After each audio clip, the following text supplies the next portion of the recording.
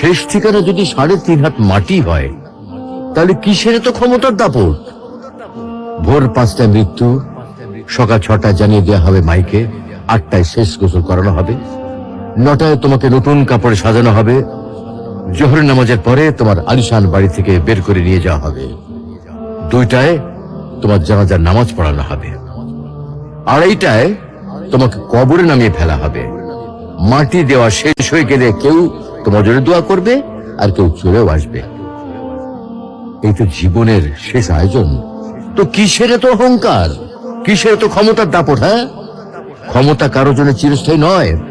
অন্যায় ভাবে কাউকে ঠকালে একদিন ঠিক নিজেকেও ঠকতে হবে, এটাই নিয়ম। হ্যাঁ, এটাই নিয়ম।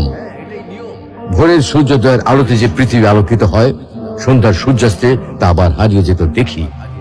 অসত্য দিয়ে সত্যকে কখনো ঢেকে রাখা যায় না। প্রকৃতি বড়ই নির্মম। কবে কখন কোথায় কার উপর আঘাত হানে তা একমাত্র উপরওয়ালাই ভালো বলতে পারেন। অহংকার আর দাম্ভিকতা পতনের লক্ষণ, তাই অহংকারী না হয়ে সহনশীল হন। ক্ষণস্থায়ী এই দুনিয়ায় কেউ চিরস্থায়ী নয়। এজন্য ভুলে যেতে হবে সব রোগীর স্বপ্ন, ফিরে আসতে হবে রবের দিকে, কারণ শেষ ঠিকানা তো সেই 3.5 হাত মাটি।